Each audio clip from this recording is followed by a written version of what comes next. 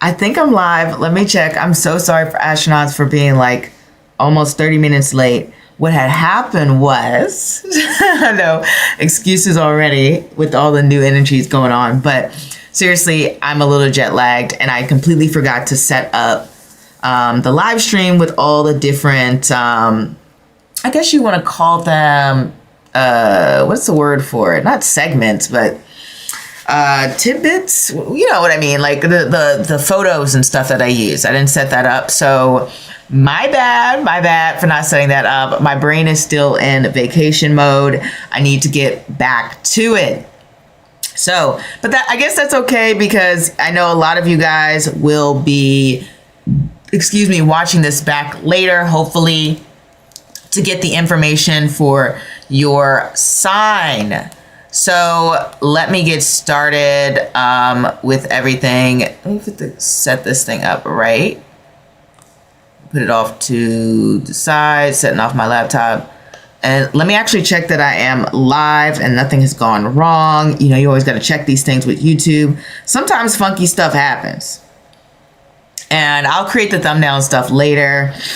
So hopefully you guys can tune in for that. Let me get into this. Let me actually edit my post.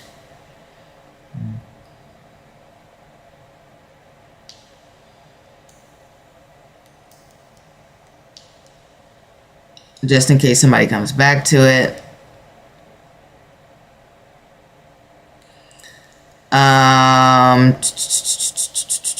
And let me check the live sound check, guys. I can't stand the commercials. They get in the way. And they've doubled up too and tripled up. So irritating. Just to watch the live, it's like, please, can I just see my own video? I would love to. Let me just skip all that and just click on it again. Hello. And they've doubled up too and tripled up. So okay, so I am live, but for some reason it is not showing me for the whole screen. That is so irritating. That is irritating. Maybe I can reset this. Don't mind me, guys. I'm just resetting this screen. It's so weird. It is so strange. So hopefully you guys can see me correctly. And that doesn't come across weird. All right. Let me exit out. Try this again.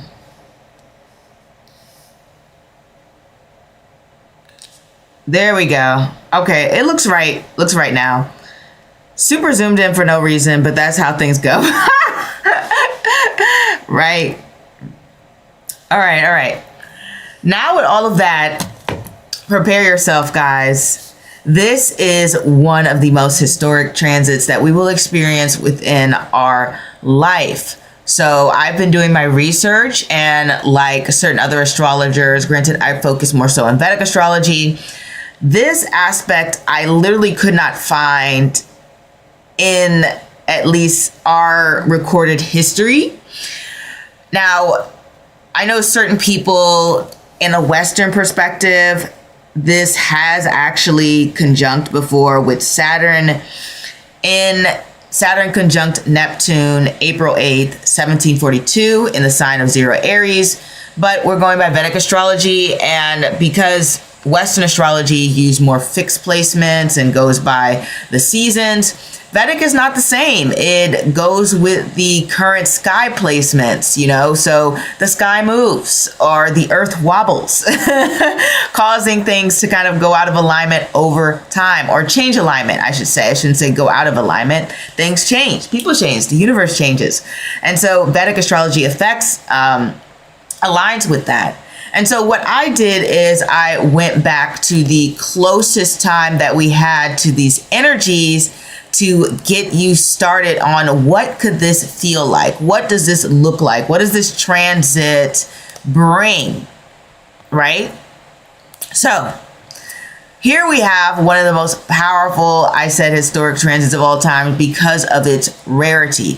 This has more than likely not occurred within 4,000, 9,000, whatever thousands of years. Saturn and Neptune conjuncting in the nakshatra of Uttara Bhadrapada. So what I personally found when it comes to this nakshatra placement, and let me pull my information up to make sure that I am being accurate here, right? I don't want to give you guys incorrect information. I want you to know that what's really occurring. So the closest aspect that I could find was around January 554 excuse me, CE, right? And so in January 554 CE, Saturn was in Uttara Bhadrapada and Neptune was in Revati in a wide conjunction. So not exactly the same, but probably the closest I could find to this energy. You can also look at March 27th, 1703, where you have Saturn conjunct Neptune. They're in the sign of Pisces, but they're in Revati, right? So, like I said, it really hasn't happened. You know, Saturn and Neptune have not come together in Uttara Bhadrapada.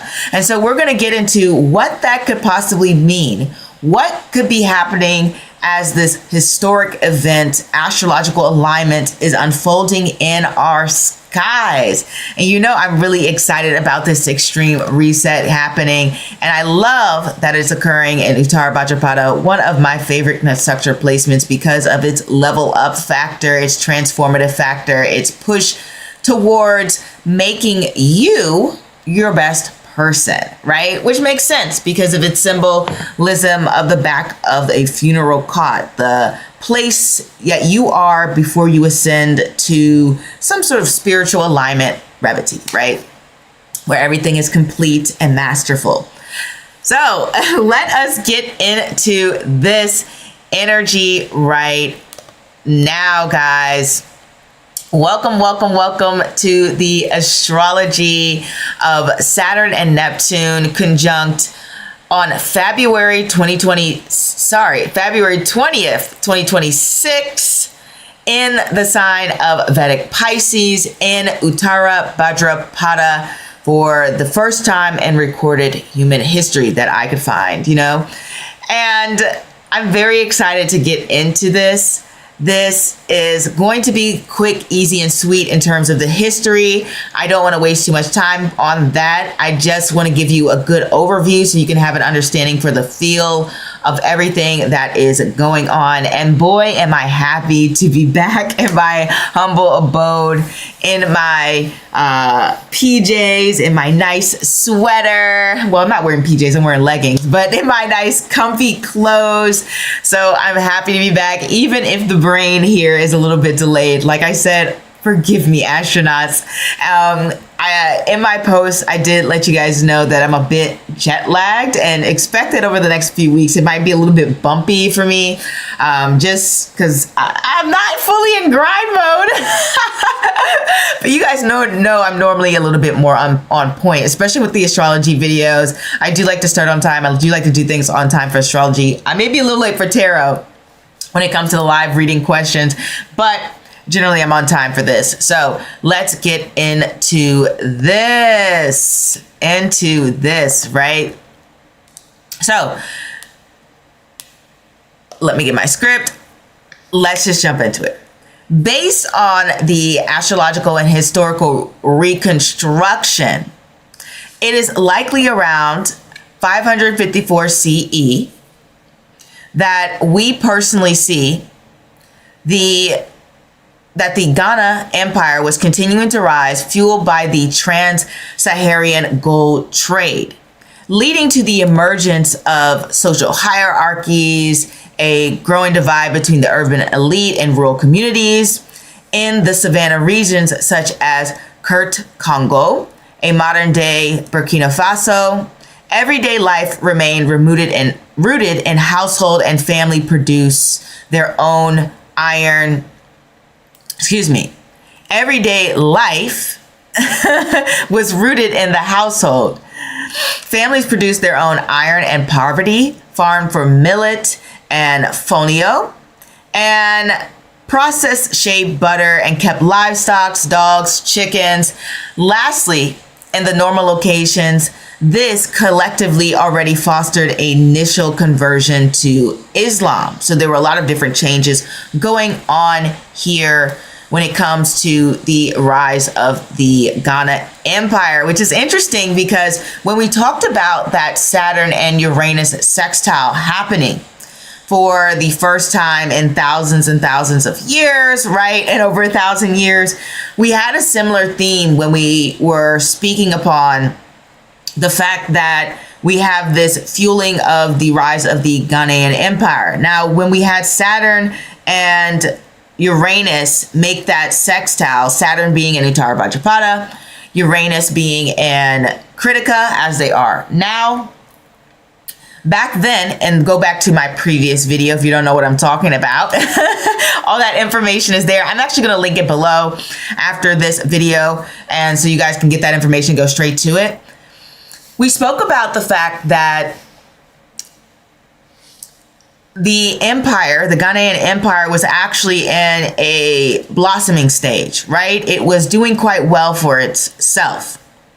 This trans-Saharan gold trade was leading to lots of new inventions, making life slightly easier. We talked about the fact that there was more salt available for meat and preservation, and all of the different changes that came through the development of that Saturnian and Uranus sextile.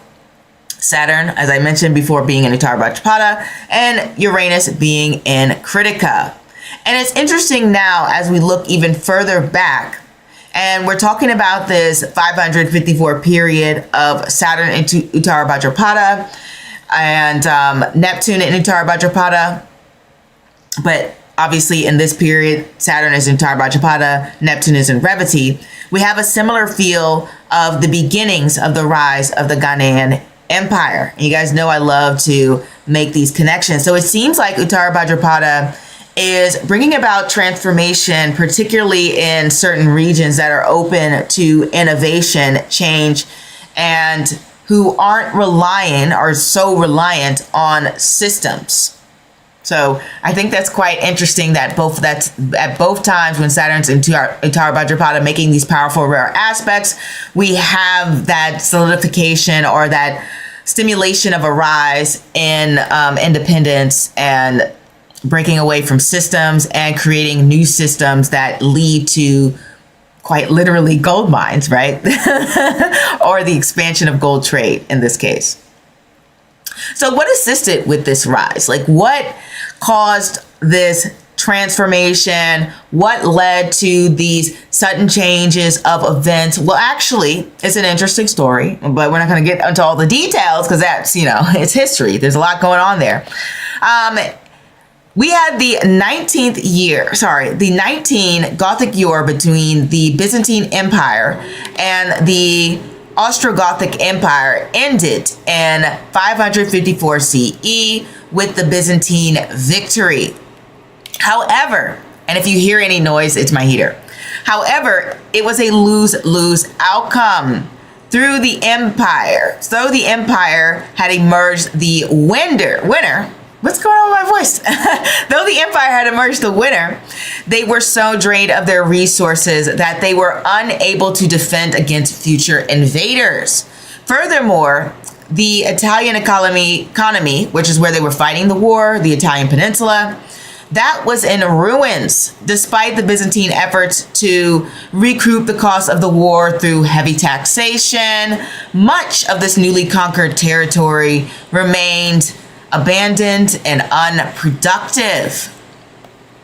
In the years following the war, the survivors were forced into crumbling, impoverished settlements with little access to food or clean water, all while suffering waves of the plague of Justinian, aka the First Great Plague, which started in 541 AD. So I thought this was a very interesting connection because they say history doesn't repeat itself, but it rhymes, right? So once again, we have this major aspect of Saturn in Uttara Bhadrapada making a conjunction to Neptune, and it's following some great plague, right? In 2020, we obviously had the pandemic, and it's not too far away, right? And this year, 4 years before we had the end of the Byzantine victory, we were in the middle of the first great pandemic that changed the course of history, right? Especially for Europe, and obviously it affected Africa as well, as we just mentioned previously.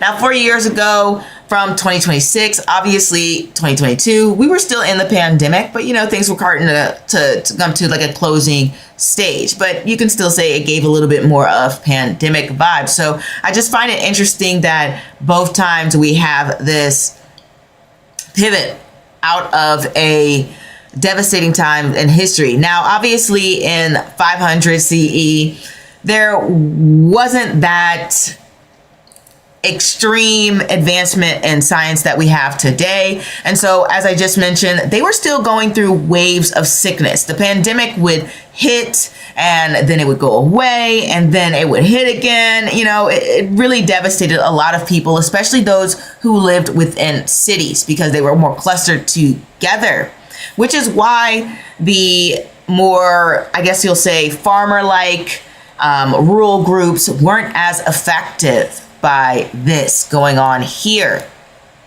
And let me just change my slide here to the Gothic War.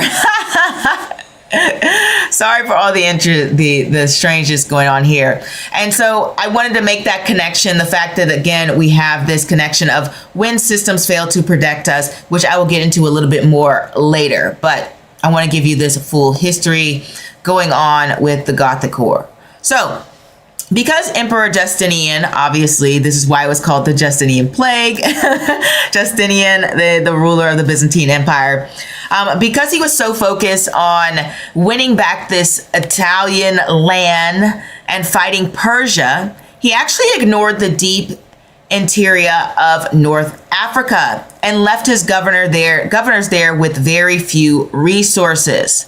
This power vacuum actually allowed for local Berber tribes to seize control of the inland regions, transforming themselves into rebels, into these primary middle men of the Sahara. So by managing these caravan routes, the tribes pumped gold, salt, wealth south, providing this economic fuel and the rise of the Ghanaian Empire. And this is how things started. Isn't it amazing how all these connections are happening? Ultimately, this shift didn't just build an empire in the south. It actually weakened Byzantine rule so much that it paved the way for later Arab conquests, forever changing the face of the continent. So everything is connected, you guys. Now, if I were a little bit more eloquent, I could probably make this more exciting for you. Trust me, I prepared this script. I did all this research, by the way. Obviously, who else is going to do it, right? So I just find it really interesting that the fact that we have everything that I said before, this rise of the Ghanaian Empire, this neglect of the Justinian Emperor of his cities, and the fact that we have the Byzantine Empire starting to crumble, starting to collapse, starting to fall apart, right? And what this kind of looks like for the local people, let me get into that for you guys so I can really paint this picture. So it was around 454 CE, we start to see this soft collapse. The state where the king had held ultimate power, how do I say this, was now only being rented to local strong men. This early stage of the hard collapse, which I talked about in my last video, of the Carolinian empires and the Vikings in 874 CE, was essentially the hard collapse. And back in 554 CE, the land wasn't yet permanently a family gift. It was only later, when this protector image of the king fell, that he was forced to grant permanent ownership. That was the Viking period. Before then, it was just like rented, as I mentioned. Creating this hierarchy system where the lords and dukes owed the land, and it was passed down through privatized hierarchies, while the dukes and the lords became protectors. I also want to mention the fact that on the Mediterranean, the North African coast, we had this Romanian savior image. I just want to paint this picture for you. This Romanian savior image was so strong. It was like, we are the strong empire.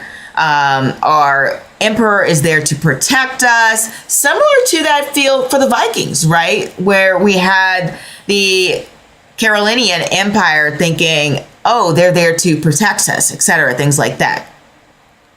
So the image of this Roman soldier there fighting battles, protecting the empire from all of these great evildoers, was completely shattered during this Saturn conjunct Neptune period, with Saturn being Uttara Bhadrapada, Neptune being in Revati.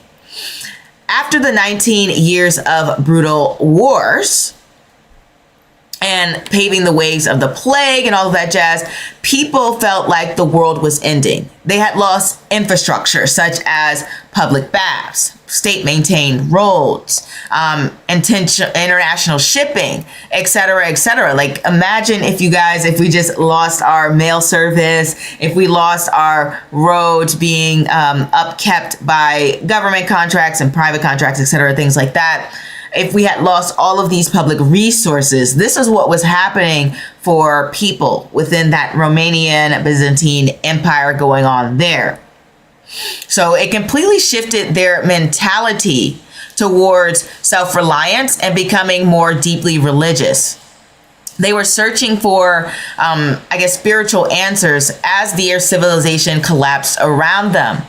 In total contrast, as I previously mentioned, we had the rising Ghana Empire, and the communities of Burkina Faso were actually entering a major period of growth. Because they were already built on household self-reliance, the things I was talking about earlier, where they were producing their own iron, pottery, food, etc., they were actually perfectly positioned to thrive, using this new trade routes to build an empire, while the old world's superpowers were in retreat and collapse. So I wanted to go over that quick history really quickly so you can get an understanding of what this brings. And as I said, I'm obviously going to put the link to the previous video so you can understand this shift towards more self-reliance, this destruction of this image of greatness, of power. And I even think that you can see a lot of that today, especially when you think about America in general. We think about America, at least previously, being this major superpower that had this powerful, like, Hollywood image, being the world's savior, etc. And I think over the past couple of years that image has started to crumble. And people are starting to see what America is truly like and what it stands for. Obviously, being a Black woman, I am not surprised by a lot of the events going on in the world and even particularly in America. Everything that is happening has been done to us and continues to still be done to us since the beginning and the founding of this country. Same with Native Americans, which is how America got sound. All of the violence, all of the unfairness, all of the lack of humanity, and etc. But I'm not going to go into a tangent on that, right? We want to focus on everything when it comes to this.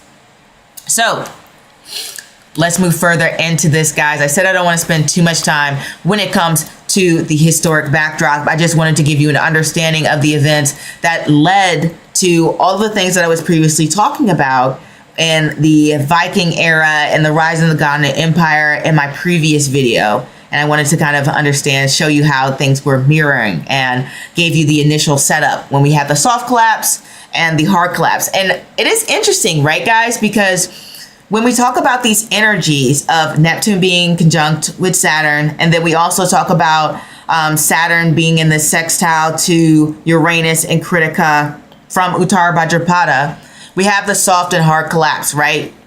And so the fact that we have both of these energies happening now, it's almost like we have both of these things being in parallel. We have this soft collapse, meaning we have this image of what is going on, like this protector image, etc. Our systems are great. We have a wonderful country, etc. That starts to crumble. And then we also have this hard collapse of infrastructure, right? And I'll tell you a little bit more about that as we get into these 2026 predictions, so you might understand what this actually looks like and what's occurring for us right now. Sorry for that, guys. I'm like losing my voice here. I think I'm just not used to speaking as much. So actually, what we're happening now is the old guard is dissolving, right? The governments are, well, let's get into this. Let's get into this. What this could possibly look like is the government's selling tolls, road bridges to private companies as the state stops maintaining the roads, as company rents the right to charge you as you use it. And you're actually seeing a lot of this happening now. For example, as I was doing my research, we have private utility companies like American Water and Essential acquiring municipal systems of most of the Commonwealth of Pennsylvania. So essentially their local governments don't and didn't have the resources to properly invest in sewer systems, drinking water, and waste management systems.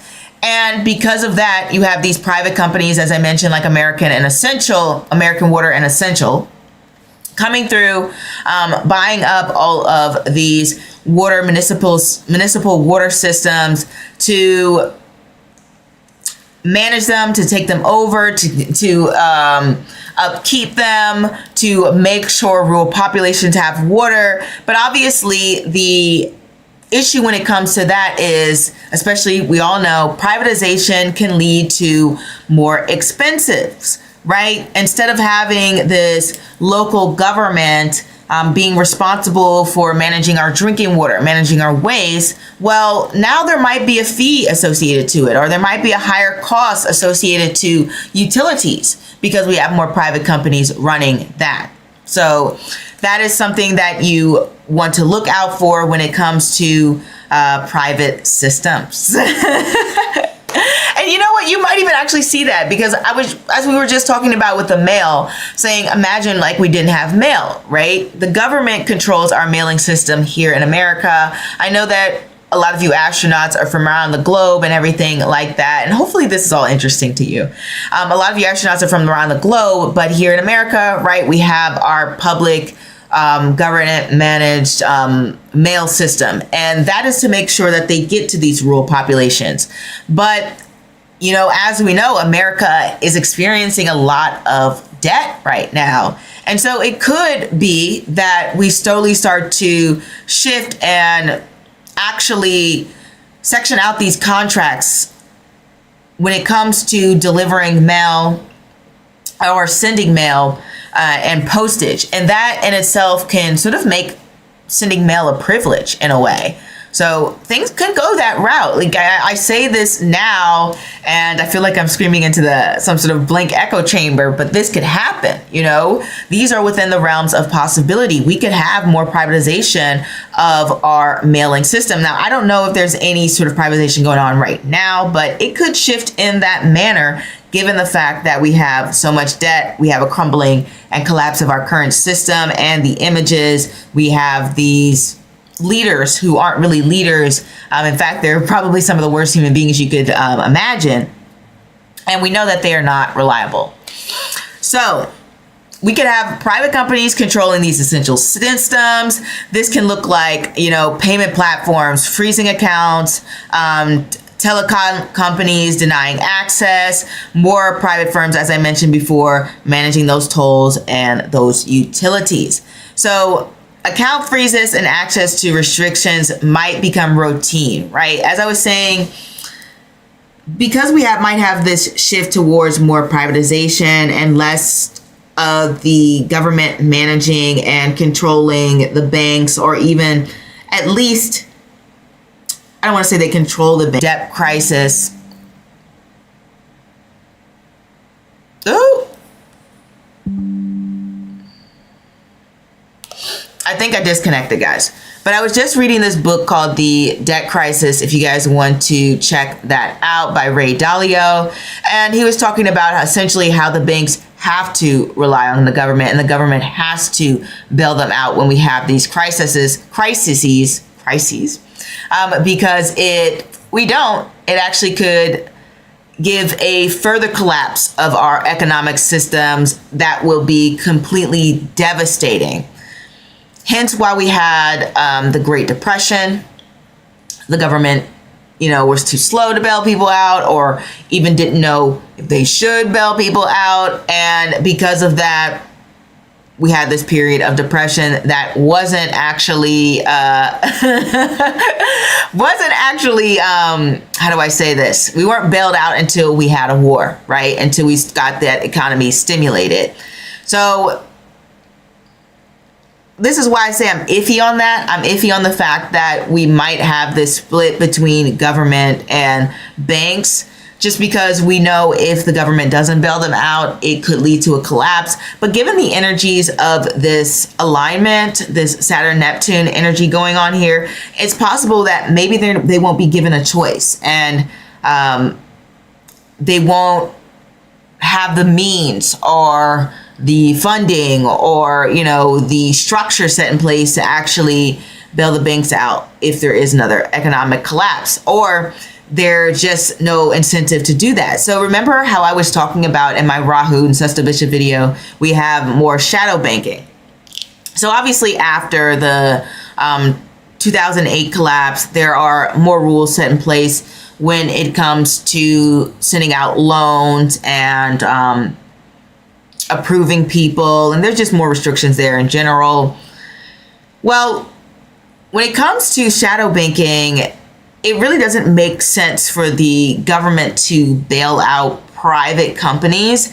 Now, I know that recently, I believe, I'm trying to remember who it was, what company this was, that Trump actually did invest in one private company that needed a contract.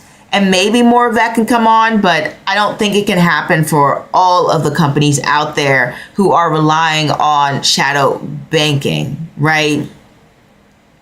And this is why I said this could be a different type of collapse, if there is one, right? It might not happen, but seeing how both times led to this, I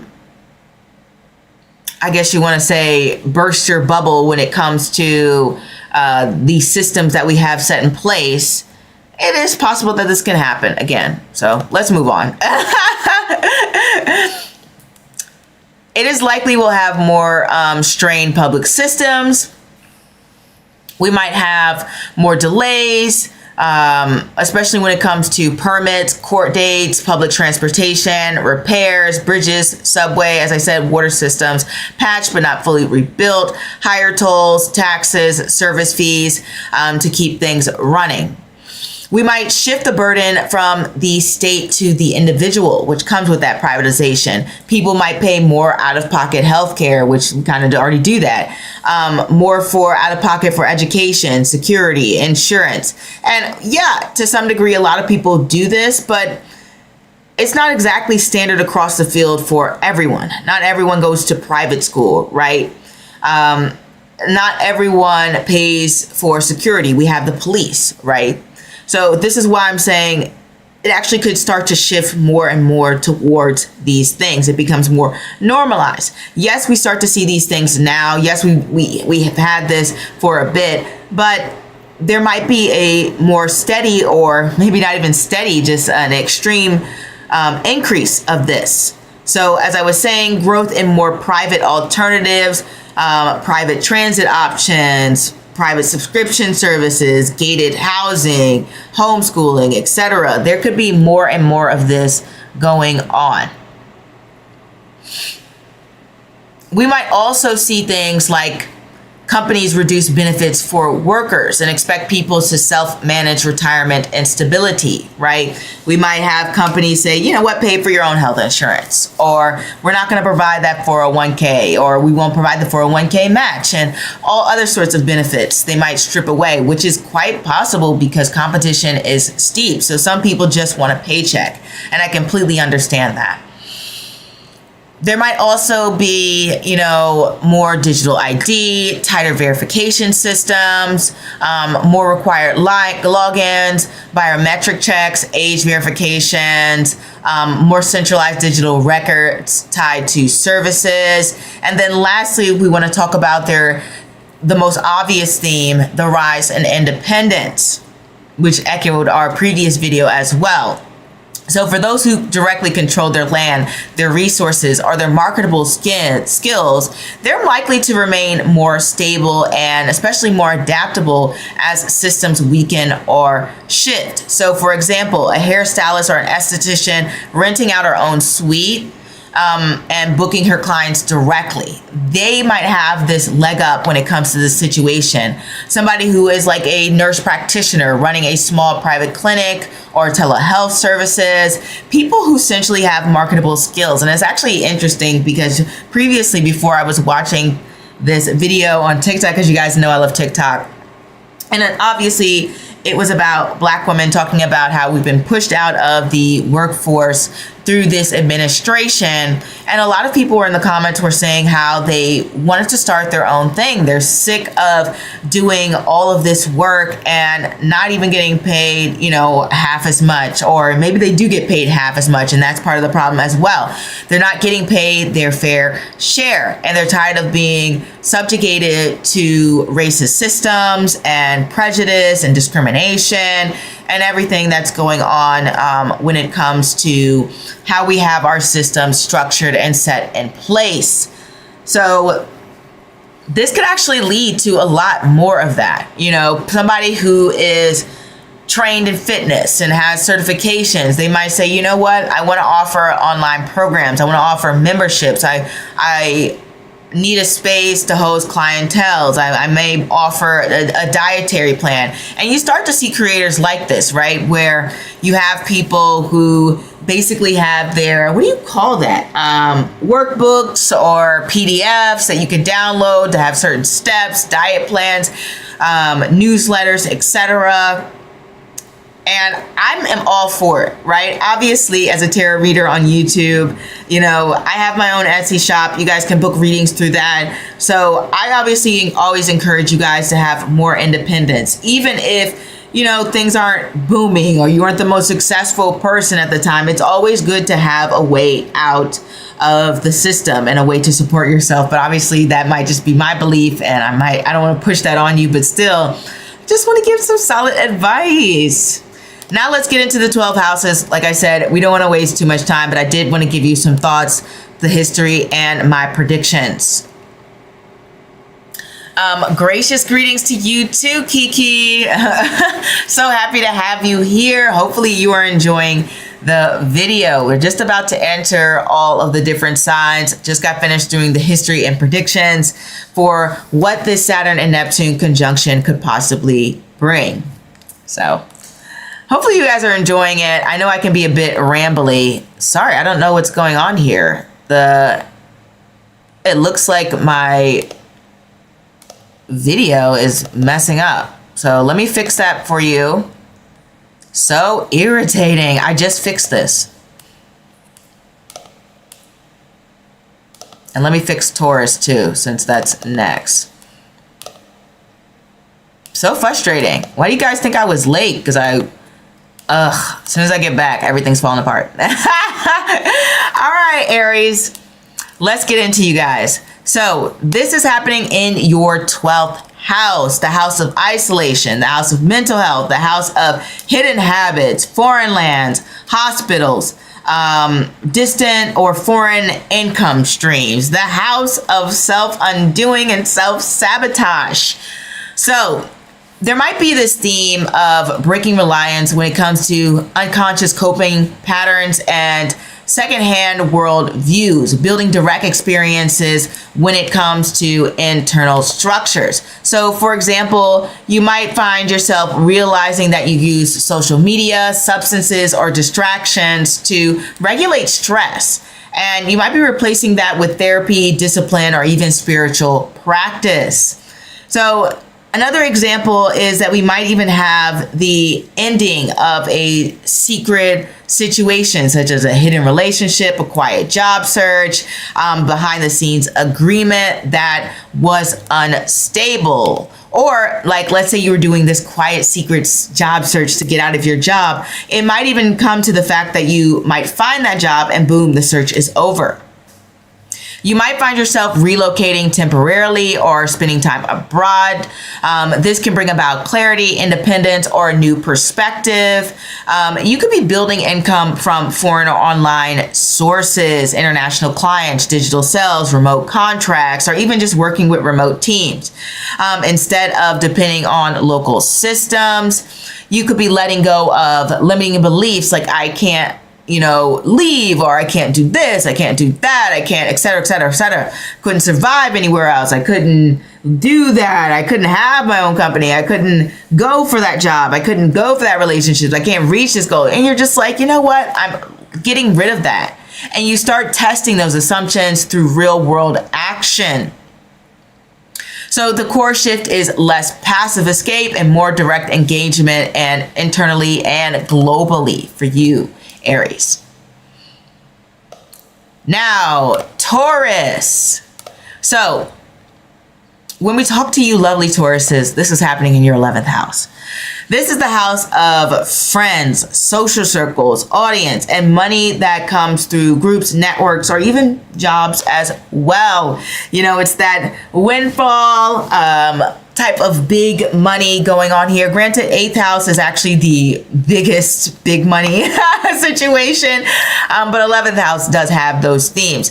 So this is all about your connections and how you make money. And this also is the house of achievements and titles, along with the 10th house. Both of them share that in common as well.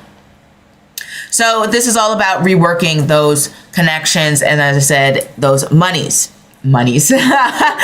Well, maybe different currencies, depends, So it's not just about like, oh, I'm going to lose some friends and things are going to change and fall apart. This can actually add people of value to your life as well. So you might find yourself having maybe a friendship slowly fade because you're not on the same page anymore. Or you might even find yourself transforming your friendship or network circle to people that you feel more aligned with or in more connection to, and you start wanting to build this stronger community.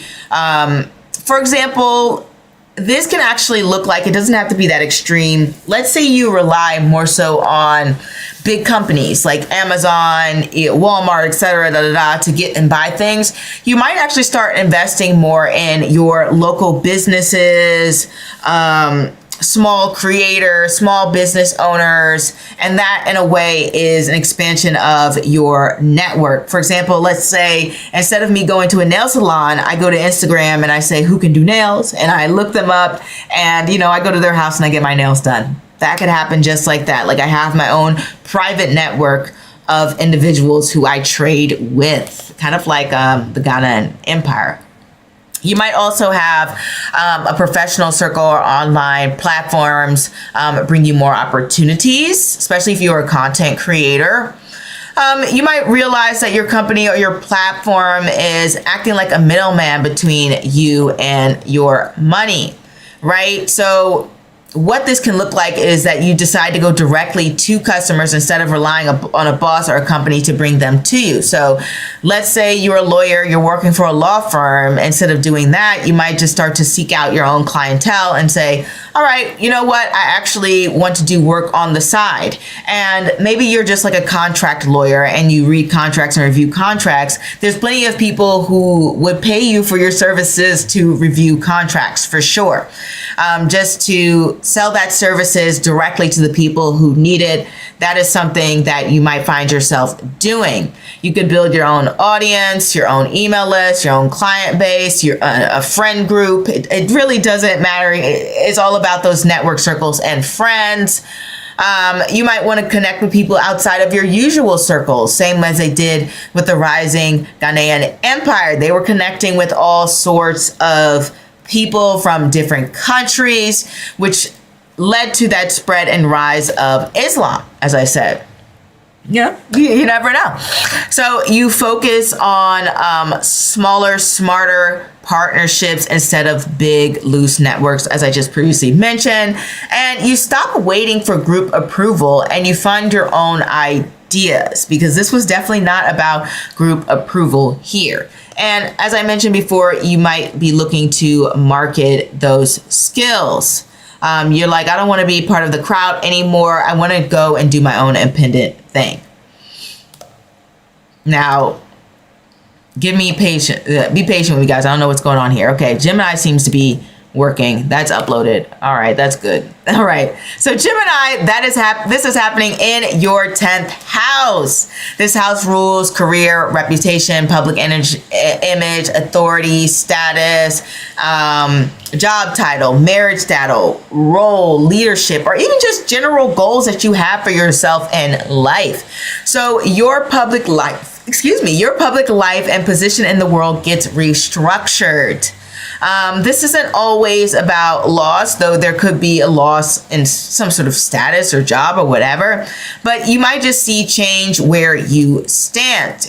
If you're single, you enter a relationship. You're in a relationship, you might be single. If you're married, you might get divorced. If you're divorced, you might get married, whatever the case may be. You know, it's a wild card here when it comes to this energy, right? So the changes can look like leadership changes, merger layoffs, company restructuring and affecting your role. You can hit the ceiling and decide to go to a new path. Like, let's say you've been in a job for a while. You're like, you know what? I don't think they're really recognizing me for what I do. I'm going to decide to go a different path. Now, not everyone is going this independent route. I recognize that. But I do understand that the rise of the side hustle and the gig creator economy is a real thing. And so I do want to emphasize that you might find yourself going a more independent path, or even just going towards a job that is going to allow you to have more freedom and feels like it's going with the times and it's not relying on the same old traditional hierarchy system. You're probably like, I'm not really feeling that anymore. Like I rather just be in a system that is global, that is innovative, that is transformative, and you might find yourself pushing towards that. So you rebrand yourself professionally, you enter a new role, a new field, or a new positioning.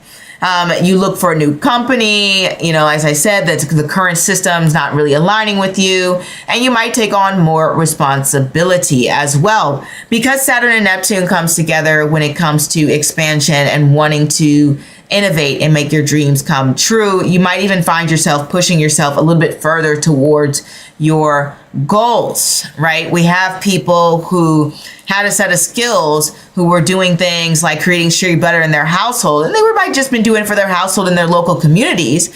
And then all of a sudden we have the trans-Sahara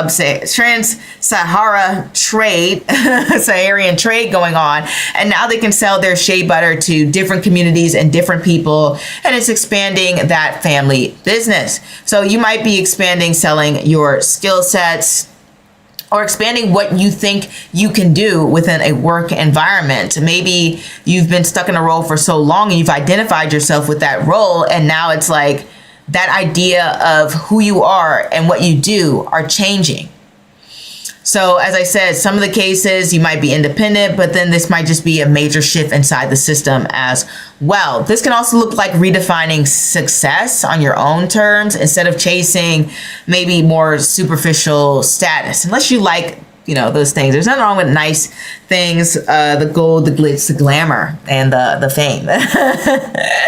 Granted, I don't see Neptune and Saturn being known for like these fame-inducing aspects, at least not when it comes to Uttara Bhadrapada. They're more so revolutionary independence and creating new networks for, I guess, to transform your life, essentially. Especially when it comes to business, it's great for that. So when it comes to you Cancers, so this is actually happening in your 9th house. This rules your belief systems, higher education, religion, travel, immigration, and overall worldview. And I think this is the perfect alignment that is happening for you. You know, one thing that I can definitely see here is you stop trusting systems blindly and you start testing them. So this can feel like realizing a philosophy of religion, a long-term vision, or even belief that you had doesn't really hold up in real life. It doesn't really make sense for you anymore. And sometimes it's not even the religion of, you know, traditional religion, you know, structured religion like Christianity, Islam, Judaism, etc. Sometimes it's not that, right? Sometimes it's what we treat as our religion. So it's just watching the movie Him. And in the movie, there's a lot of references to the idolatry of sports and how it is being replaced for people's, I guess, God in a sense, right? They treat sports as it's some sort of religion. They worship it. They have a ritual. There's an obsessive fan base behind it. And so it, like I said, it doesn't necessarily have to be you changing your belief specifically on some sort of religion or spiritual belief, but it could be something that you worship, something that you care about a lot. So something that I used to care about a lot. I still care about it, you know, but I used to care about it even more was fashion. You know, I could look up fashion magazines all the time, models, different clothing, designers, and just get lost in that for hours. And I still can do that, but it's not as important to me. And so instead of treating this as something that is super sacred and holy, I've got to look towards and I've got to obsessively know everything related to this, I'm more relaxed. You know, I'm more so like, oh, that's really cool. If I see it, I like it, you know, give it a thumbs up, or maybe I'll pin it for later and maybe buy it. So things like that. You might chill on that, or you might even, you know, be more adamant about certain beliefs. That can also happen as well. It's not always losing your religion. Sometimes it's gaining one, gaining a new perspective, gaining a new obsession, thought, and belief. So this can look like questioning the teachers you grew up with, forming your own conclusions, realizing a degree or certification doesn't automatically equal security, which I think a lot of people realize that. Or maybe you can realize that it does to some degree. It does provide you some sense of authority over things, because the 9th house can deal with authority figures as well. And so you might even realize that through your education, you have become the authority on certain subjects. When it comes to travel and immigration, I think this looks beautiful for travel and immigration. As we talked about previously in the history, we had this destruction of essentially the Byzantine Empire, the slow, soft collapse of everything going on. And a lot of people abandoned that in that Italian peninsula. They went to move elsewhere because life was not livable. It was not sustainable. Same when we have that rising Ghanaian empire. It opened up new lines of trade, which allowed people to travel, or even just push people towards travel, because they're like, well, I got to go where the money resides, you know? So this actually looks amazing for that Cancer. So if you're looking to travel abroad to gain some sort of certification, some sort of degree, PhD, whatever the case may be, this is an absolute beautiful time for that. For sure, that luck can arise in that sort of area. And this can bring about a real world lived experience wisdom about you, because the 9th house is your wisdom. It's the knowledge that you have. So you might be shifting from what actually sounds inspiring to what actually works. Instead of relying on the news or stereotypes, you actually go places or experience people yourself. This gives you that real world experience. Saturn is all about the real world. You know, it's like, I don't care if Neptune's with me or not. And as you guys can saw from those last two events, Saturn doesn't care. Saturn's like, I don't care who you put me with. I'm going to show you the reality of that situation. And so you're learning from lived experience rather than doctrine. And it's less about sort of losing faith, and more so transforming it, whether that be you decide something's not for you or you double down on something, whatever the case may be. It's up to you and what feels right for your life. Now let's go to Leo. So Leo, this is happening in your 8th house.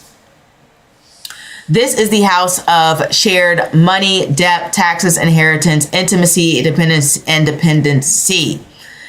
So I want to pause right here because I do want to make sure that I am sounding good. Okay, I am sounding good.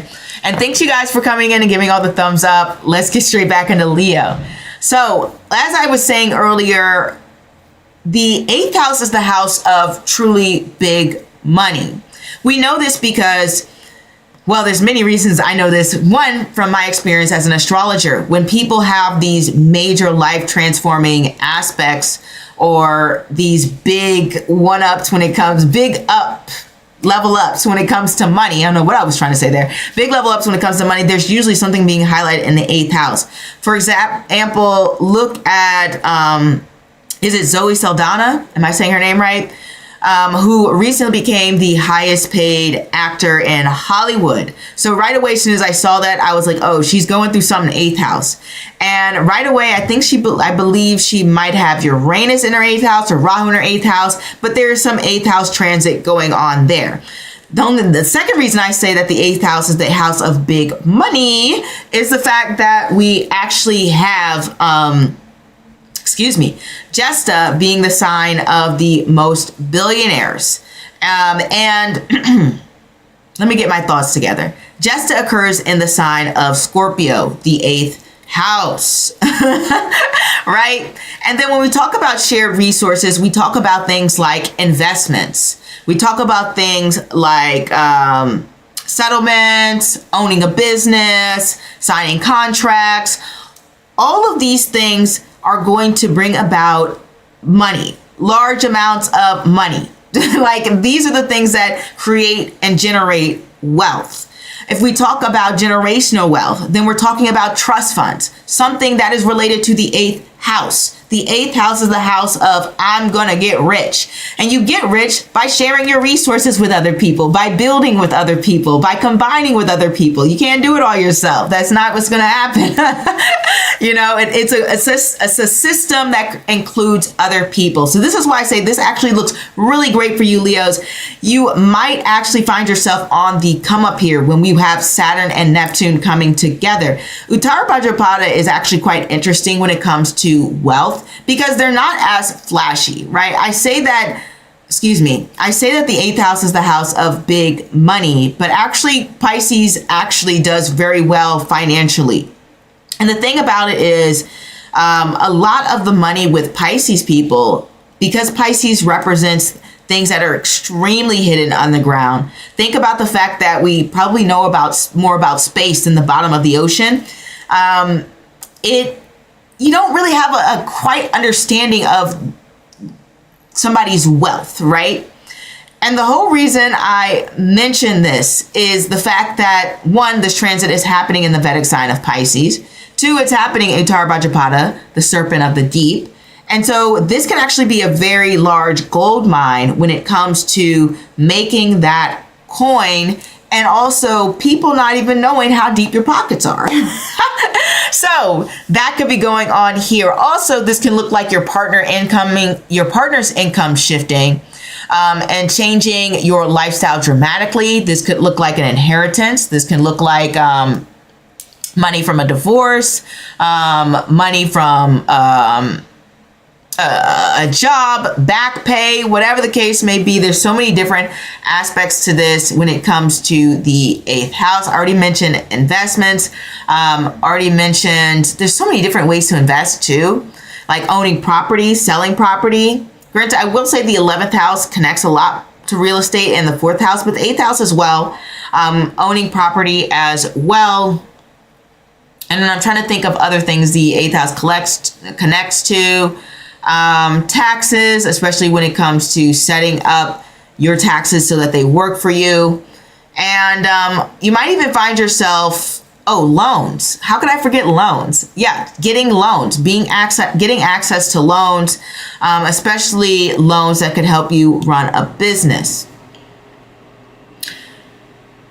This can make financial paperwork more complicated, but, as they say, more money, more problems, but that's okay, as long as the money keeps coming in. I really do see that for you. So you might feel like you want to create more financial independence for yourself, and you might start thinking long-term more about that. And maybe you're already thinking long-term about that. I wouldn't be surprised if that's already clicking for you. And you're thinking about restructuring your financial system, restructuring debt. Maybe if you have a partner, you might want to go ahead and separate finances, or even just create a joint fund, whatever the case may be. You might want to build an emergency fund for yourself, or just setting up your system, your financial system, the way you want it to. For example, certain people have savings accounts when it comes to their kids and their spending for their children. Then they have a savings account for their vacation. And then they have a savings account for, whatever they want to do. They're like, I just want to buy stuff and have fun, and there's my savings account. Then they have their emergency fund. Then they have their investments. They have their 401ks, their Roth IRAs. They have their index funds, their ETFs.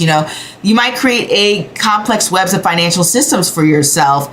And it's about emotional maturity as well. So I don't want to just focus on the finances. This is a placement for emotional growth. Now, I didn't talk about that within the history and everything like that, as I did with something like Rahu and Sestabisha, when I talked about the love and the romance and the emotional changes going on.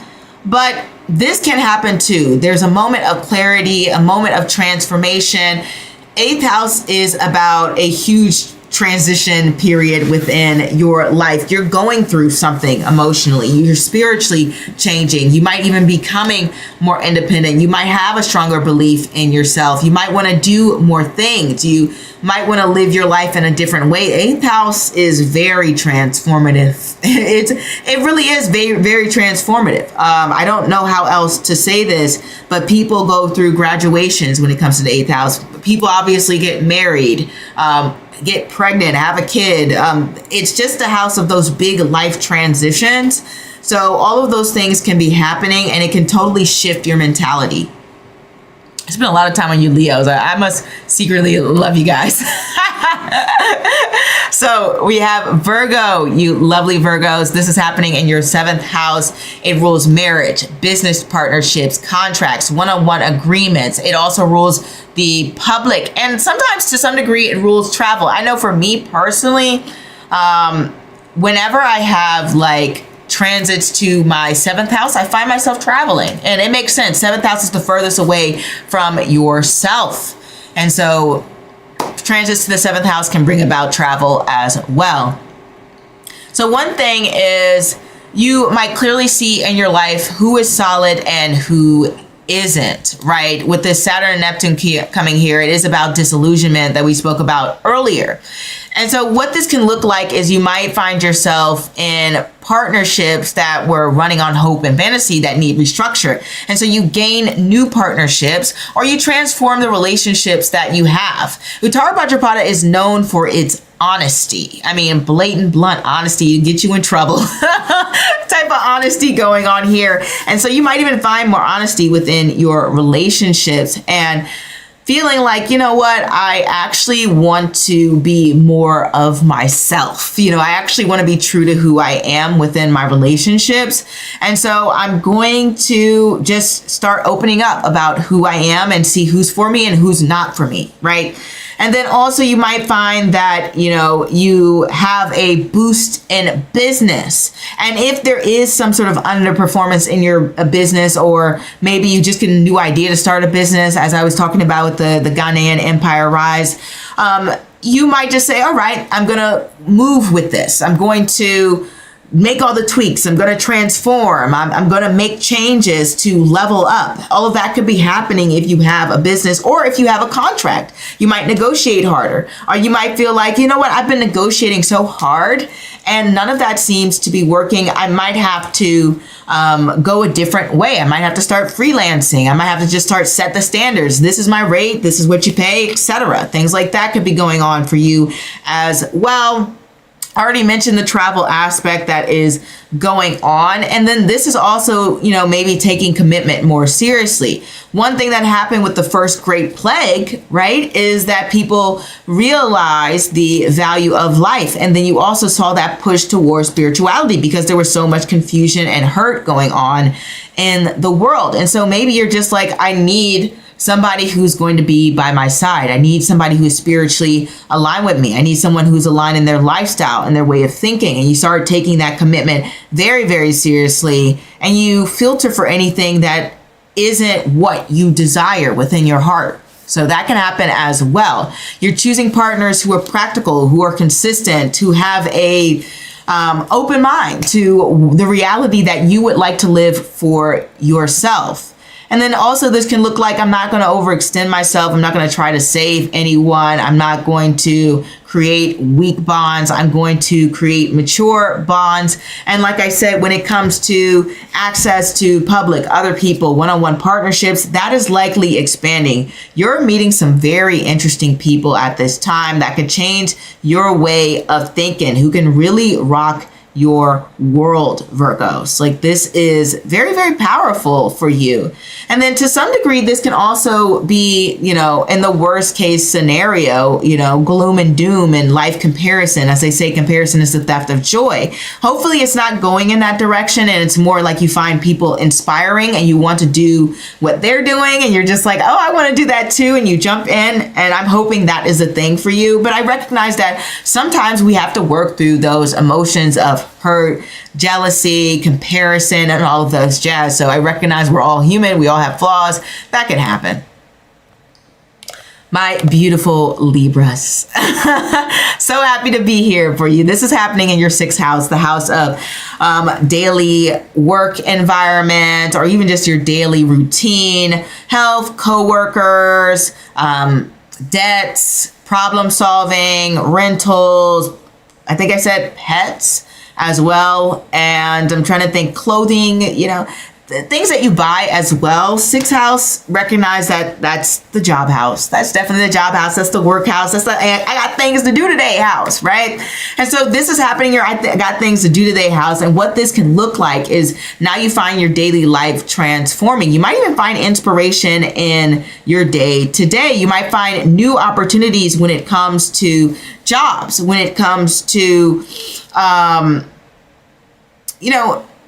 I'll say when it comes to loans, like, for example, let's say you need a loan to get a car.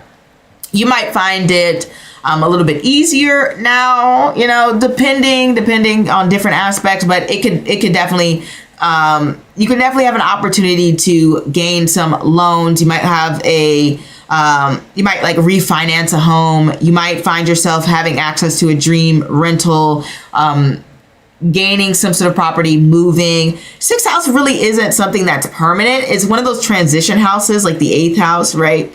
And when we look at this is something that can happen in terms of you moving someplace, and it could possibly be foreign. It could possibly be different for you. It could just be a different change for you. Like, maybe you're used to living in a certain environment, and now this new rental property is deep in the heart of the city. Maybe you lived in, Queens, and you moved to Manhattan. That could be a big change. So this is what I'm talking about, when there could be just a transformation of your living situation as well as the way that you live your life. So one thing that we talked about when it comes to the opening of the gold trade is that they were also trading salt and other resources. And the reason that I bring this up is that you might find an improvement when it comes to your health. The same way that salt allowed people to preserve food for longer, you might find yourself being able to find what diet works for me, what foods are good for me, what's good for my skincare routine. Look at my skin, guys. Ever since I came back from vacation, look at it. You might say, oh, vacation is good for me. I'm glowing, right? So these are the things that could be happening when it comes to your sixth house. Like you're just finding what works for you and your health. And it's not just about physical health and the things that you put into your body. It's about exercise and it's about your mental health. You might say journaling is good for me. Learning a new language, or even keeping my mental stimulation alive. What am I trying to say here? Keeping my mind active is really great for me. I was just watching, one of those news segments when it comes to people who were, I guess, way past the age of retirement in their 80s, 70s, and were still working, And one thing that they said, even though they'd rather not work, was that the job actually kept them mentally stimulated. It kept them alive. It kept them moving, and they felt like they weren't deteriorating away. So you might even find a job that makes you feel more alive, that makes you feel more aligned with who you are and yourself. And I'm going completely off script here, but let me get back to the things that I actually want to mention here. So like I said, there might be some health signals that you can't ignore, and so you decide to change your health lifestyle. Archie, we're always glowing both inside and outside. Thank you. You're the best, Archies. I really appreciate it. So for you Libras, this can also look like tidying that routine, sleep, diet, discipline. All of these things could be transforming in your life. You might be learning a new skill, or even just marketing your skills differently, or to more people, or to different people. These are the things can happen for you. And then you might even be more selective about how you spend your time and energy. You might even bring more spiritual practices into your daily life, or wanting to bring more glamour into your daily life. One thing about Uttara Bhadrapada, it's very dramatic. If you saw my video on Black Beauty, Uttara Bhadrapada came across as one of the top sun sign placements, and it scored pretty highly on Moon as well when it came to Black beauty in the world. And the reason I mention this is because when it came to how a lot of Uttara Bhadrapada women dressed themselves, there was this emphasis on couture and high fashion and all of these things like that. And so there's an element of wanting to bring glamour and I guess outrageousness and maybe a bit of camp into everyday life for you Libras. You're like, let's make it fun, So that could be happening for you. Now, on to you Scorpios. So this rules the house of, losing my voice here. This rules the house of romance, creativity, pleasure, children, speculation. So what this can look like is fun becoming serious, or you seriously having fun. So it could be both of these things. There's not necessarily a removal of joy. I find people talking about when Saturn comes into your fifth house, it's this joy sucker. Not necessarily. Sometimes this is about time management when it comes to the things that you enjoy. Yes, some people say things are hard. I've definitely seen people who say they've had Saturn going through their fifth house, and actually they had to spend a lot of time caring for their parents, and they didn't have much time for fun or dating, etc. like that. But then you have other people who saying that they managed to find a work-life battle? What am I saying? A work-life balance here when it comes to the fifth house. And yeah, sometimes it can feel like love is a battlefield, and that can happen when it comes to Neptune and Saturn coming together in Uttara Bhadrapada. One thing that we saw about the first great plague, it's not the best time for dating, right? And so maybe you can feel like, oh, it's not the best time for dating here. But then at the same time, when we talk about what was going on in Africa, you have people meeting others from different cultures. Yeah, I'm sure most people more than likely married someone within their village who had a similar cultural background, because that tends to be what people do. But this can definitely introduce people who are a lot different from you when it comes to anything from age gaps, culture gaps, race gaps. I don't know if it's a race gap, race differences, whatever. Just general appearance differences. Like, for example, and I'm using more so Hollywood tropes. Let's say you're a jock and you're dating somebody who looks Gothic, right? That could be something that's different for you. And so another thing that this can happen is that those romantic fantasies can possibly become reality, or you can be disillusioned by romance in some degree. This can make somebody very jaded and bitter. Hopefully that is not you, Scorpios. I'm wishing you nothing but love and happiness. So dating can also become very, very intentional as well. The same way you have people having all these different trades and different access to technologies and schools as well, but schools of thought is what I'm really going for. You might find yourself having a new philosophy when it comes to dating.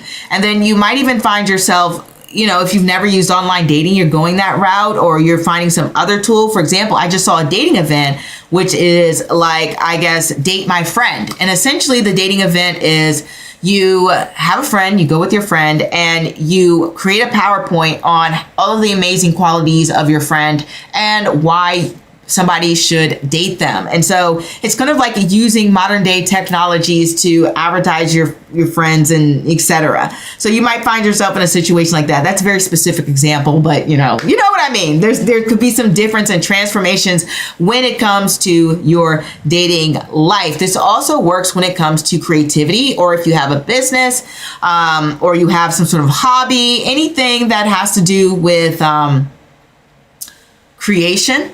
It doesn't necessarily have to be, I'm creating pottery or I'm a painter. This could be film production. This could be, I am a writer.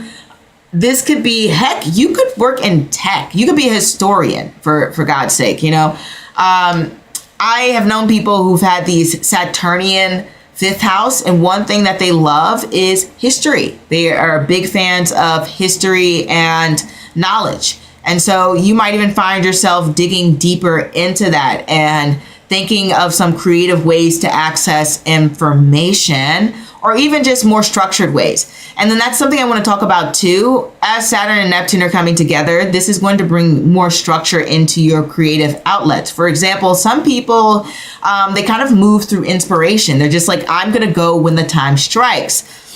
Now, me personally, I'm not that type of person. I don't care if the time strikes or not. I'm going to set up a video. I'm going to come up with an idea. I'm just going to do it, and I'm going to sit down and do it. That's more disciplined and structured, but not everyone is like that naturally. Some people, they have to create that. They have to build that for themselves.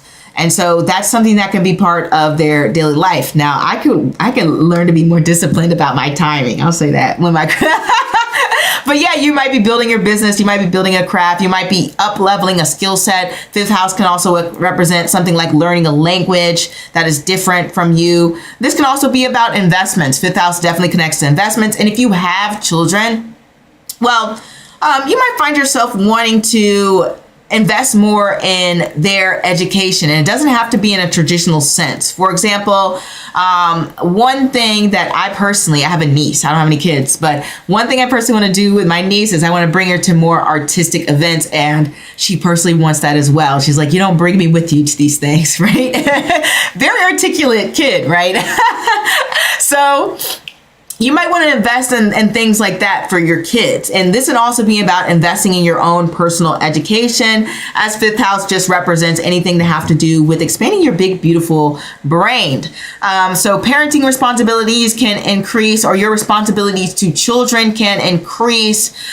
This can look like, I said, making some bold investments, some new investments. I do want to say any risky investments proceed with caution here. You don't want to act too wild, but at the same time, you don't want to be complacent.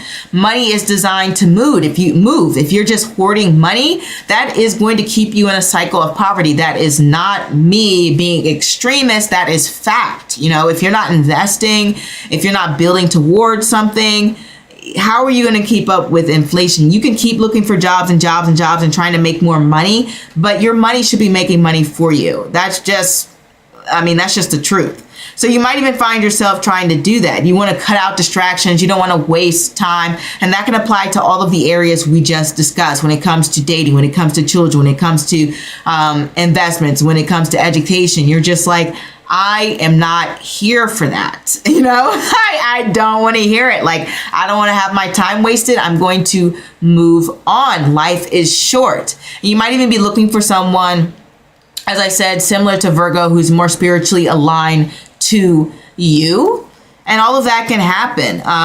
But I do want to say that this doesn't mean that there won't be any accountability in those areas. Not that I've indicated that there wouldn't be. So be careful when you are making these decisions. Fifth house is the house of karma. And you may have some good karma unfolding for you now. But if you push towards losing your integrity in any of these areas, or just, in general, things might not play out that great for you, And then also, if you let fear hold you back, you might even find yourself living through devastation. So, that's my pick me up, I guess, at the end. Sorry, guys, don't mean to be a Debbie Downer. Sagittarius, this is happening in your beautiful, beautiful fourth house, the house of home, family, property, land, and your emotional world and your private life in general. So when we talk about this, your whole foundation gets reorganized. This is your emotional world that is being transformed. And it can be transformed one of two ways. You can find yourself in a place of sudden fear from all of the different changes that are happening within your life, and changes will be happening within your life. They'll be happening in all our lives. And you can find yourself stuck and clinging to the past. Fourth house also represents your family childhood history. I just wanted to mention that because before my mind trails somewhere else. And when we talk about our childhood history, and we're talking about things being in Uttara Bhadrapada and these deep secrets being revealed, you might find some family secrets are being revealed, or just maybe it's not a secret, but you're finding out more knowledge about things. You're learning more about your history. You're learning more about your own personal family. It doesn't have to be personal. It could just be your history. Like, obviously I'm African American, so I could just pick up a book about different histories related to being African American. So it's really something along the lines of that.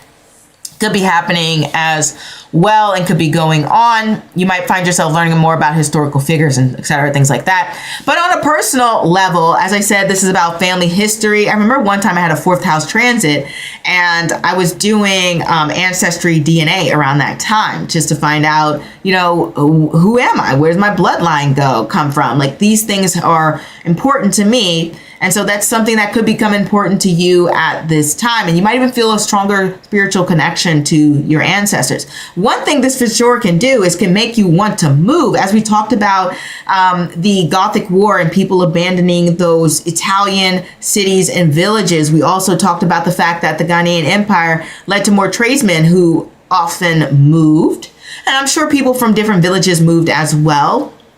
But essentially, you might find yourself saying, hey, I want to go to a foreign land. I want to move to a state. I want to just go to a different apartment, a house. I want to buy a house. I want to, if you live with someone, I don't want to live with roommates. I don't want to live with parents. I'm moving out. I'm going independent and I'm doing my own thing. Remember, this is a push towards independence. And so this fourth house, especially when we're talking about your emotional world, is actually going to make you do a lot of growing up and give you a lot of responsibilities. And I think you've already felt this, as Saturn has been in Uttara Bhadrapada plenty of times and for a minute. And so you may even felt the emotional weight of different responsibilities, and even dealing with emotional regulation is within the realm of possibilities. One thing that can happen here is it gives you a great opportunity to to be very emotionally and spiritually elevated. And what I mean by that is happiness comes from within. Peace comes from within. Don't get me wrong. Your external circumstances can play a role in, are you going to be happy today or not? It's going to be hard to be happy if you're, destitute, homeless, and, maybe people are beating you up all day. That's kind of difficult to be happy. But for the most part, this can push you to create a stable environment for yourself so that your pendulum doesn't swing as much emotionally and you have a steady baseline for stability. So that is something that could be happening for you. And this is why I say you guys are really blessed, Sagittarius. You guys really are that lucky sign, because not many people have that sense of emotional regulation, as well as this can create a sense of self-validation for sure, taking more risks, taking more chances, because this is your emotional world. So it's giving you this adventurous mindset, this independent mindset of people are looking at you like, whoa, you are brave. They're going to look at the Capricorns that way soon as well. But Sagittarius, we're talking about you right now. This can also look like home repairs. Like currently right now, this is just an example. For me, our heat is broken in our house. So maybe Sagittarius, something like that can happen for you, where your heat's down in your house and you're like, oh, great, I gotta get this fixed. So that's why you hear my heater in the background right now. As I said, this is also taking more responsibility for your family members. Maybe you realize, oh, my parents are getting old, my grandparents, they need my help. And you start looking to help them. You start redefining what home is. You start even looking for your home. You probably have already started looking for your home and your permanent home. What feels right for me? You're thinking about buying property. You're thinking about selling property. You're thinking about your long-term stay. You're thinking about greater emotional independence. And this is what I was talking about when it comes to having self-validation. Because this is your emotional world and this is a push towards independence, this creates emotional independence. I'm not relying on what you think is okay or etc. I'm relying on me to validate myself. I build my own confidence. I know we don't think about the fourth house as confidence, but it is your emotional world. It's how you think of things. It's how you feel about things.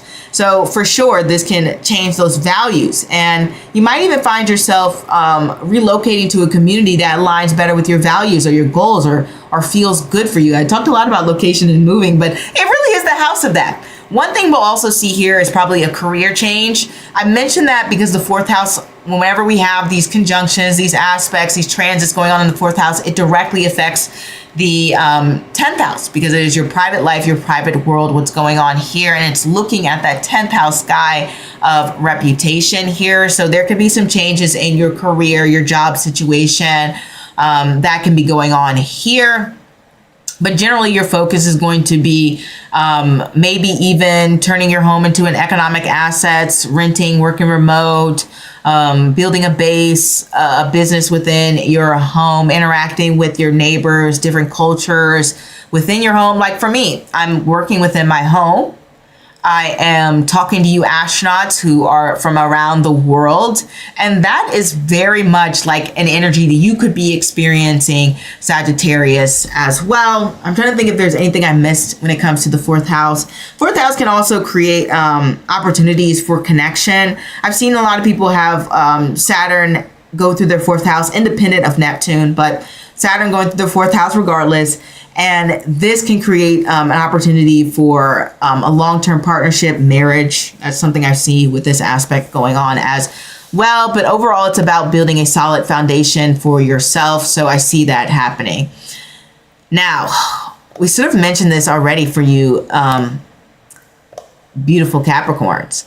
But this is happening in your third house, and this can be an increase in bravery. This is the house of communication, siblings, local travel. As I said, courage, skills, media, how you think, your thoughts in your head is the third house.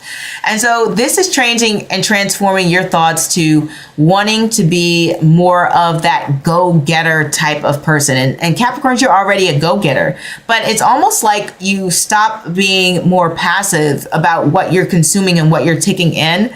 And you start to become even more intentional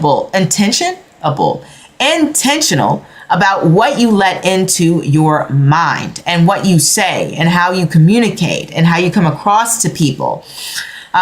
This can also look like looking at the environments in which you can express yourself. One thing I've seen for people who've had like these, when they have a Neptune aspect by itself, it's like they're in this space where they say what they think and they just free flowing with that thoughts. And when Saturn comes in, Saturn by itself is just like very restrictive about what you say, and you can't say this and you need to say things like that. So it's interesting to have these two things come together. We know that the energies can create a little bit of both, right? Where now you have to be more specific about who you want to talk to and how you relay that information so that you can meet your end goal.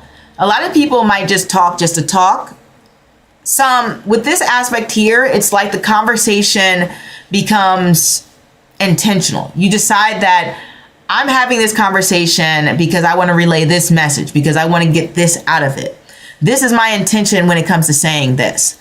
You stop just saying everything that might come into your head. And not to say that you do this, but if you have this sort of way of doing things, this is going to make you have an end goal in mind for a conversation. I don't know how else to emphasize that.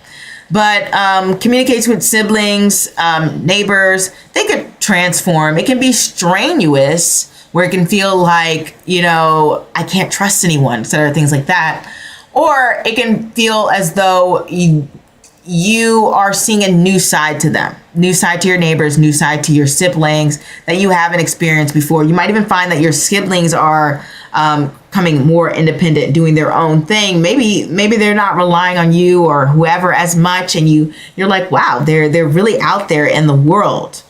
One thing this can happen is you start to question news sources that you maybe once trusted, to create new news sources, or even, like I said before, you could double down on the same information. I don't know how helpful that will be, because this is very transformative energy and it's all about disillusionment. And as we had that image of the Romanian soldier collapse, it's likely that you'll find some holes within the media that you're consuming, and you're just like, wait a minute, this might be a little bit of propaganda. So that might be something that's going on for you. You may, like I said, be more careful about what you say publicly. This is actually really great when it comes to building skill sets.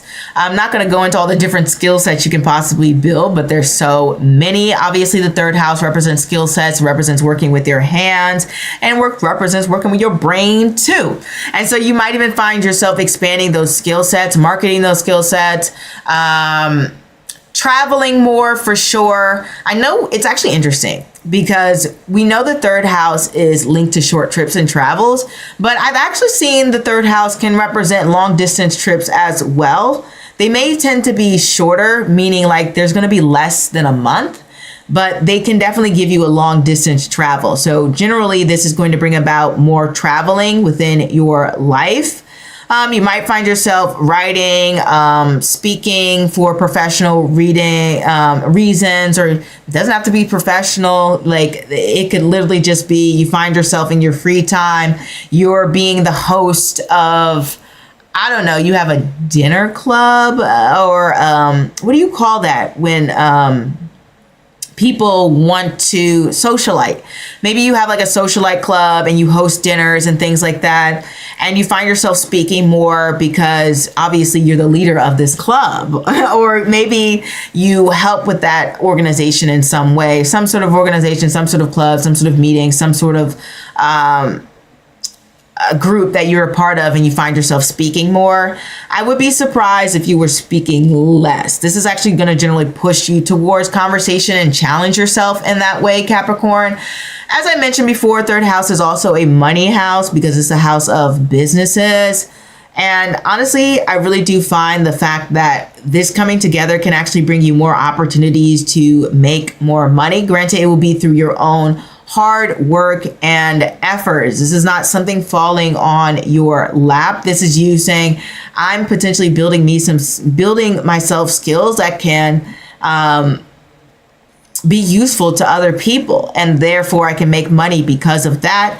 And that could be unfolding for you, same as that happened within the Ghanaian rising empire. And a lot of them already had skills. So as I said, this can also just bring you more opportunities to make more money through your skills. Maybe it's not even the fact that you gain those new skills. It's more so you market the skills that you already have. And it doesn't even have to be independently. I emphasize the independence because that is the energy of this transit.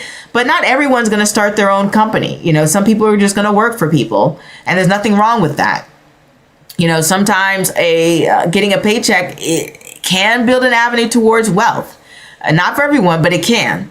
And so I do want to say that you might even just find yourself being harder about negotiating those contracts and being more selective about the avenue that you choose and being more intentional about your schedule and being flexible, because your third house can definitely represent part of that daily routine as well, similar to Virgo's sixth house,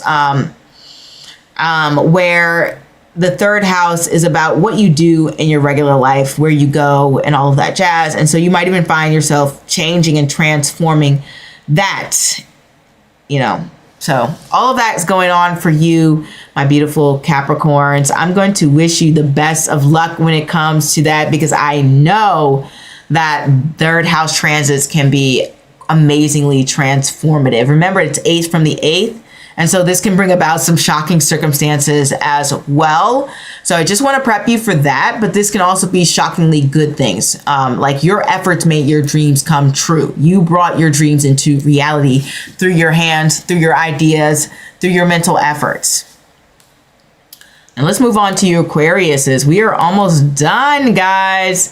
So my beautiful Aquariuses, this is happening in your second house. The house of income, the house of savings, the house of possessions, the house of values, the house of what you consume, the house of your face. It is all of that going on in the world. So you could be serious about your money.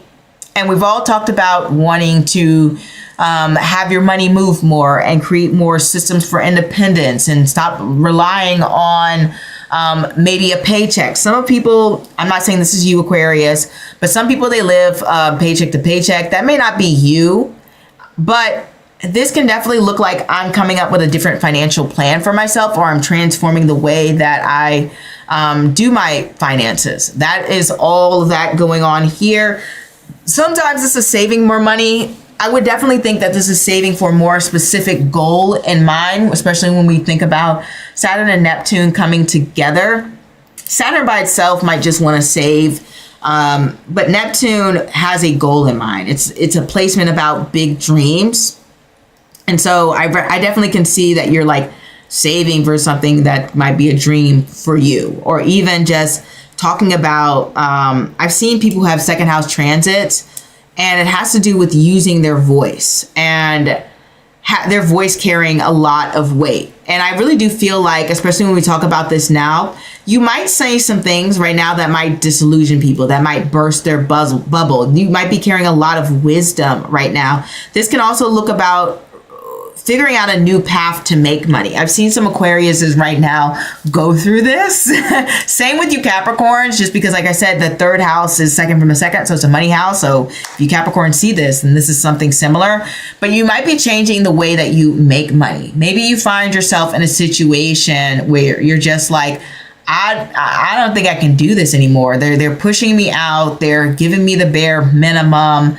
And it doesn't feel like I am being truly valued here. In any place you're not truly valued, you're going to think about that and you're going to try to transform it. It doesn't have to be in a work environment. It could be within your personal relationships. And you're just like, I don't think this is for me, you know? And then you can also be challenging your own belief systems as well. Remember how we talked about that spiritual alignment and people pushing towards wanting answers? You can do some deeper reflection on what it is that you truly think and believe. I think I've told this story before, and it's not even a real story, where I've seen second house transits where people start to think about how they view things. For example, I was just watching this video of this woman who talked about chronic singledom, and she was saying that one thing that she wished she hadn't believed, that she wished she hadn't held, was that she didn't have value, or she wasn't as valuable as those who were in a relationship. And she held on that belief for so long, and it kind of chipped away at her self-esteem and added to her loneliness, right? So you might be challenging some beliefs and thoughts that you have. And it doesn't have to be about relationships. It literally could be about anything. And you're saying, I don't even know if that's right anymore, if I should have that mindset anymore. It doesn't really make sense. So this could be about, as I said, you could cut spending when it comes to this. You can increase spending for some of you. You know, some of you are ballers and you like doing that. You could be monetizing on a skill you previously undervalued. You can be diversifying income streams. You could be reassessing what you truly value, as I said, and rather than just looking at what's impressive or what society tells you should value. You're relying more on assumptions and pushing more towards structure.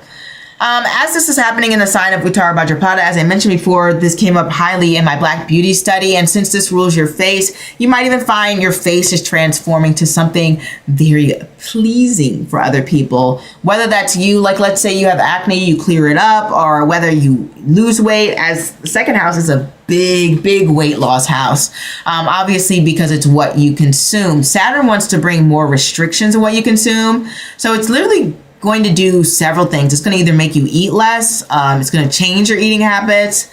I know people who've had Saturn go through their second house, and for them, they started looking up more documentaries about food, what's healthy, what's not healthy, started to eat more high quality food, more organic, starting to look at what's in products. And that could be something that completely transforms the way that you look, as well as your diet and your lifestyle.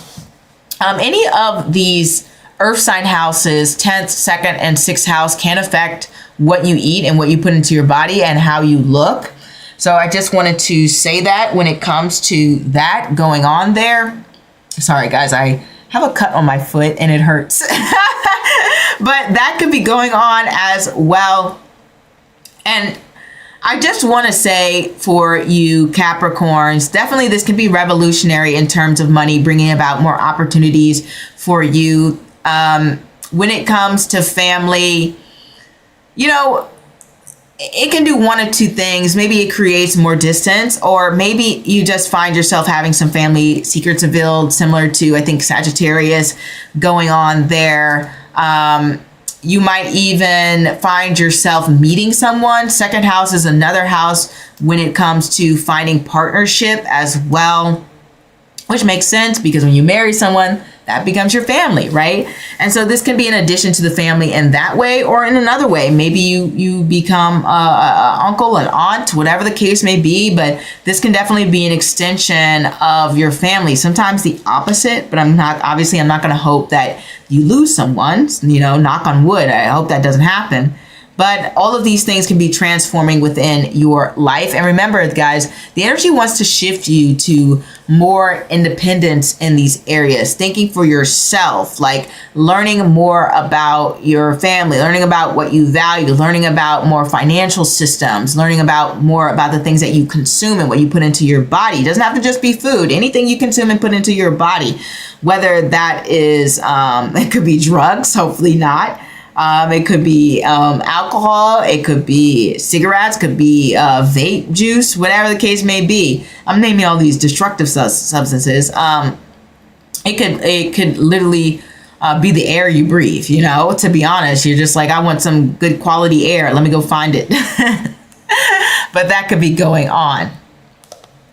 Alrighty, now we're on to the star of the show. I'm sorry I made you wait so long, but you know, we're saved the best for last, Pisces, and this is happening for you in your first house. And honestly, guys, this is sun, moon, and ascendant, but you guys already know that. This is happening in your first house, or maybe conjunct your sun, or maybe conjunct your moon. And this rules your identity, your body, your appearance, your personal direction in life, or your emotional world, or your career, whatever the case may be. But what's happening overall is you're outgrowing the old version of yourself. And if you want to cling to the past, it's probably not going to work for you with this transit. It is all about the changing of the old guard. And so you're going to appear a lot differently to other people. The way you present yourself, the way you talk, the way you walk, what you do, those are all changing. You might have a new lifestyle, new routines, new priorities. Your health could become a serious focus. You might find yourself being more disciplined when it comes to your career, your home, your mental state, being more emotionally regulated. All of these things could be happening for you, Pisces. Dropping a persona for sure. Like you're like, oh, time for the real me, mask off, right? Like this is very, Neptune and Pisces coming together for you guys for sure. And I love the thing that this is happening in your sign, because one thing about Uttara Bhadrapada, it deals with a lot of themes of power and empowerment. It recognizes that you are a powerful person, and Uttara Bhadrapada people are very powerful. And I'm sorry to use this example because I don't like this person. They're not alive anymore, but when we talk about somebody like Jeffrey Epstein, who has Uttara Bhadrapada placement, he was a very powerful person. It's crazy, and maybe I shouldn't say the word crazy, but it is wild how connected that he was. And he was just the shadow figure that had connections to all these different governments and companies around the globe.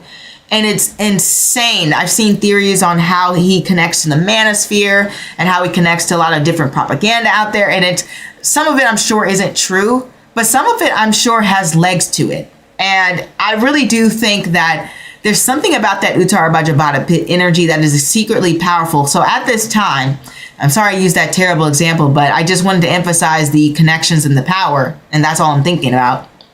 You might find yourself having a lot of power and influence when it comes to the world around you. You might not even think so. You might not even realize just how much your actions or your behavior or the things that you do affect other people, but you are affecting other people. This was the time of the first great plague, guys. So for sure, you're affecting massive groups of people, or even just your community, right? But it's powerful. And one thing that can happen here is you're defining success and identity on your own terms. It's just a new perspective, a new change in how you view things. You stop listening to how people say you should live. This is more independent thought, and living your life that way. This is a changing of your appearance, branding, public presence. All of these things are transforming the way you live your life, letting go of relationships that defined you, letting go of thoughts that defined you, letting go of the old way of doing things. This is a time that you might be taking a lot of bold leaps and a lot of bold chances within your life. And you might find yourself being more grounded, more self-directed.